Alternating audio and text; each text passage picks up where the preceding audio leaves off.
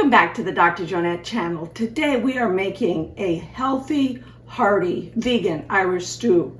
It's almost St. Patrick's Day, and I thought this would be a great recipe to make for St. Patrick's Day, or you can make it anytime on a cold winter day when you're looking for something that's comforting, hearty, as well as healthy. We are also going to be adding to this stew some delicious sourdough discard herb dumplings. So let's get cooking.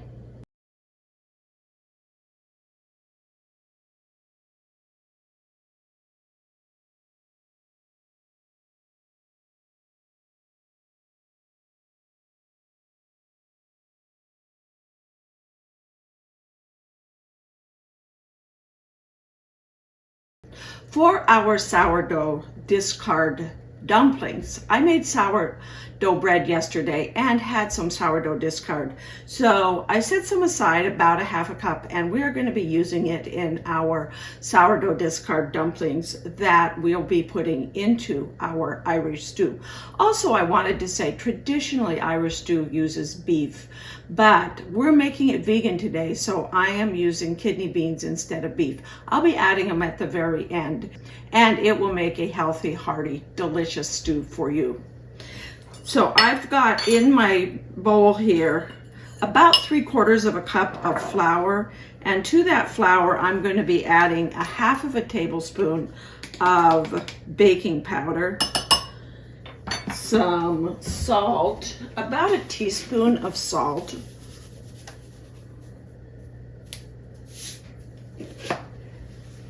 some herbs de Provence, about a teaspoon.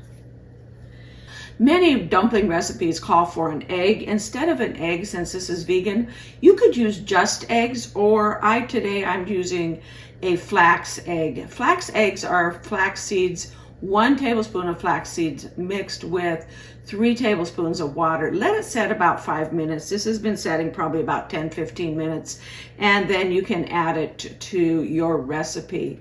You could also use chia. The flaxseed adds a little dark seed to whatever you're making. So if you don't like that dark seeds in whatever you're making, go ahead and use white chia. It works just as well, and you don't get, it still has a little bit of dark seeds in it, but not as much as your flax seeds. So I've added my herb de Provence, my salt, and now I'm going to mix in 2 tablespoons of vegan butter that I've chopped up. You want to just cut that butter into your flour, kind of like if you were making a biscuit or a pie crust. And then after you get that butter all cut in, go ahead and you're going to add your flax egg and your sourdough discard, which will be the liquid for your dumplings. If I have more flour, a lot of times I'll just use a food processor and pulse it a few times to cut the butter in, but it's such a small amount that I'm just cutting it in by hand. This is going to make probably about a dozen dumplings. If you want more dumplings, just double the recipe for, more dumplings. And that looks pretty good. I'm going to go ahead and add my sourdough discard.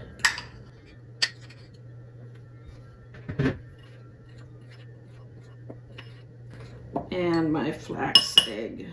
I actually just took a little extra moisture off of the top of that, as it was a little more runny than I wanted. So we're going to just mix this, work this in, and form a soft dough.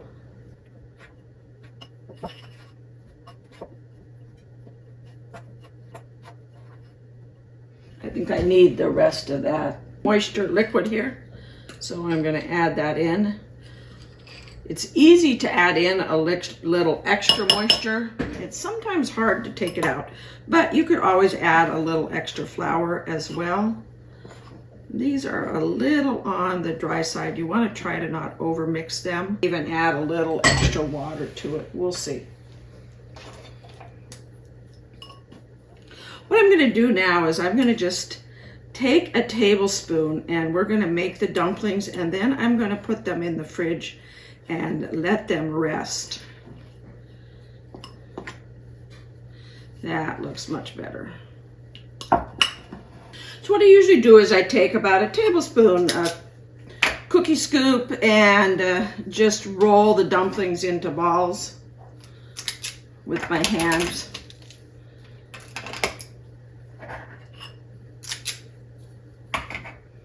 A little bit more dough there. And then when I have all the dumplings, I just cover them and set them aside in the fridge. And then let them just kind of rest until you're ready to add them to the stew.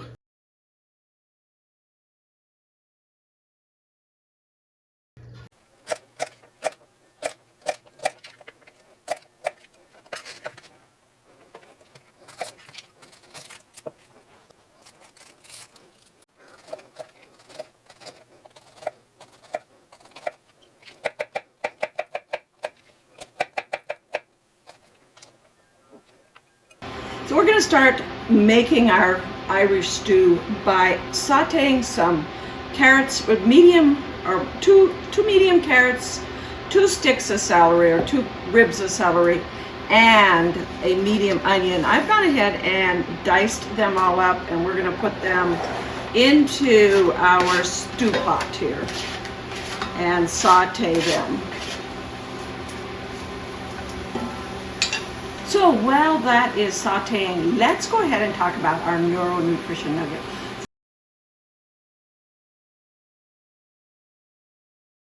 For our neuronutrition nugget today, we are talking prebiotics. In our Irish stew, we have a number of foods that we're adding that are good prebiotics. Remember, prebiotics are those foods that you can add to your diet to help support your gut's microbiome. Your gut's microbiome are all the microbacteria that live in your gut and do so much good for your body. We learn more and more about our gut-brain connection. We realize how important keeping our gut healthy is. It's important for our mood, it's important for our immune system, and it's important for our overall well-being. In order to keep our gut healthy, though, we need to give it foods that help support and keep the microbiome healthy within our gut. Today, we are adding to our stew, or have in our stew, several foods. We have potatoes. Now, foods that are good prebiotics are foods that have a lot of fiber, especially what's called starch-resistant fiber. Things like onions, which we have, garlic, which we have, potatoes, beans. We're going to be adding some kidney beans, and carrots, celery. All of these are good prebiotics to help keep our gut healthy. I'm just going to check them real quick. We're going to saute them about 5 minutes. They're getting close. They've been sauteing about 5 minutes now, and let me put this over here. And you can see the onions are translucent, and the carrots are starting to soften just a tiny bit, as well as the celery. So now I'm going to go ahead and add about 4 to 5 cloves of roasted garlic. I love roasted garlic in my dishes. If you don't have roasted garlic, no worries. Just go ahead and add fresh garlic. And I'm also going to add a little thickener, a couple of tablespoons of flour. And with that, oh, by the way, I did saute the carrots, onions, and celery in about a tablespoon of olive oil. I'm now adding a couple of tablespoons of tomato paste to the dish, to the kettle here. Just going to stir that around, let it cook a little bit, and then I'm going to add all the rest of my ingredients except for the beans. I'm adding the potatoes. These are potatoes from my garden that I grew. I like to grow the little baby potatoes in my garden, especially the red ones and the purple ones. I'm adding about, let's see how much, probably about 4 to 6, probably about 6 cups of vegetable broth.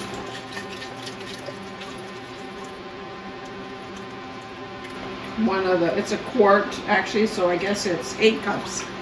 I like a little extra broth in my stew because the dumplings will absorb a fair amount of the broth when you put them in it. And I'm also adding about half a cup of stout beer. Guinness makes a stout beer now that's vegan, so you can now make Irish stew that's vegan. They didn't used to have a vegan stout.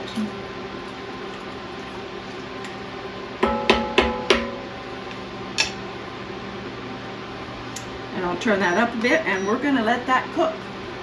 So our stew has been cooking about 15, probably actually closer to 20 minutes. And I just checked the potatoes are fork tender. So I usually taste the amount of salt that's in. I usually give it a little bit of a taste right now and adjust the salt. The broth quite often has salt. The broth that I put in did have salt in it. So I'm only going to add about an extra half a teaspoon of salt. Add salt to your taste. You can always take it out. I mean, you can always add it in, but you can't take it out. So I like to let everything cook a little bit before I adjust the salt.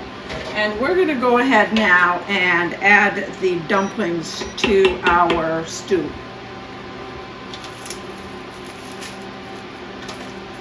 I usually just put each one of them on my spoon and then add them to the stew so that they're at a little distance between them and they don't stick to each other.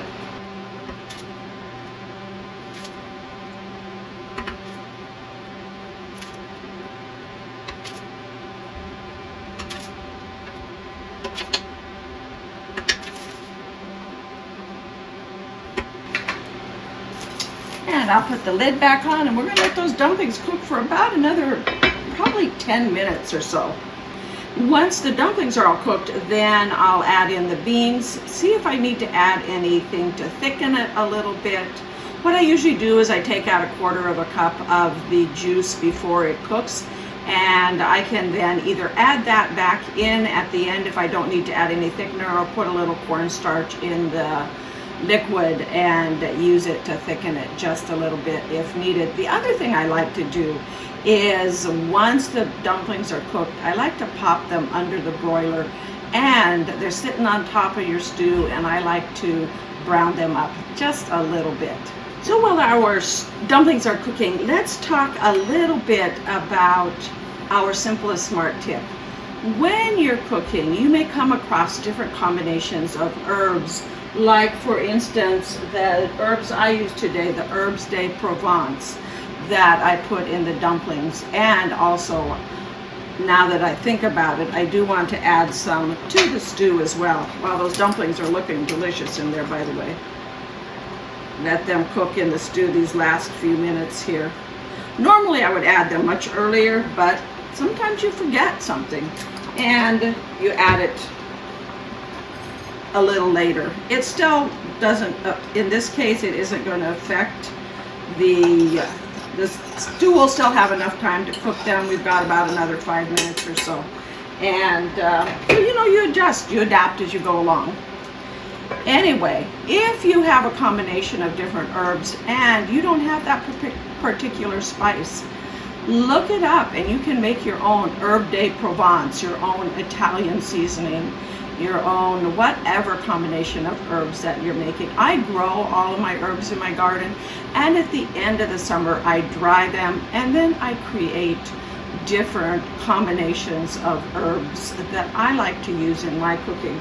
I purchased some today so that you could see what it is and what it looks like.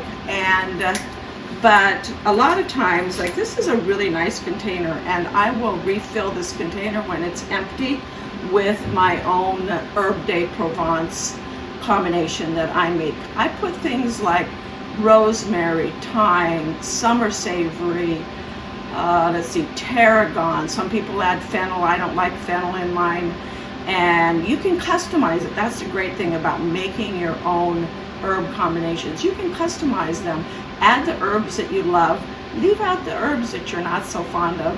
And you get your own custom made kitchen spices and herbs to use in your cooking. It's exactly the way you like it. So this has been cooking probably only about 5 minutes and maybe 8 minutes. And as you can see, these dumplings look amazing. It also smells incredible. And I'm going to add a little bit more thickener because I like my stew a little on the thicker side. So what I've added here is I took out some of the liquid and added in a little cornstarch, and that's thickening it up really nice right now. Maybe a tiny bit more. Let that thicken up, and I'm going to also stir in my beans as we need some protein in our Irish stew here, our vegan Irish stew. Let that all boil a little bit, and I'm also going to, well, I think these dumplings actually look good. Sometimes I like to brown them up a little bit under the broiler, but these look amazing. So there you have it, our delicious Irish stew with some sourdough discard herb dumplings. Let's go ahead and dish some up. And there you can see we've got some red potatoes, some purple potatoes. Look at that. And some dumplings. Looks delicious. Let's get another potato in here. And I like to add maybe a little parsley garnish to it. And let's give it a try. Get a carrot here.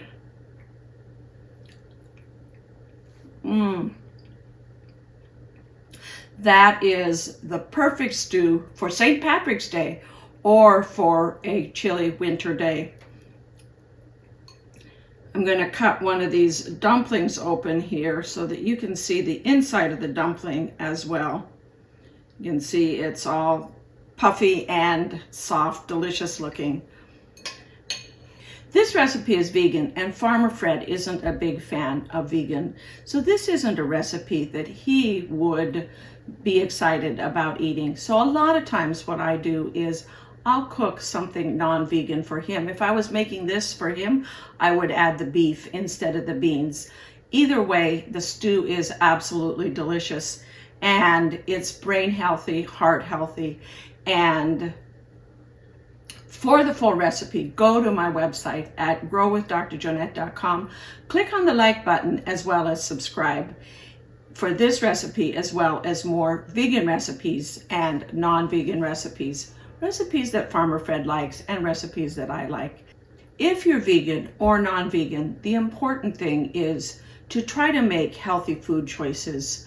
Try to go organic and source your own food. If you can grow it, great, or if you can get it like I do from people in my area, people in my neighborhood that I know have the organic grass-fed cow, that people that I know that have the organic grass-fed cows, people that have the free-range chickens, etc. Try to eat as healthy as possible. Thank you for watching. Thank you for subscribing, clicking that like button, and signing up for notifications. See you next time on the Dr. Jonette channel.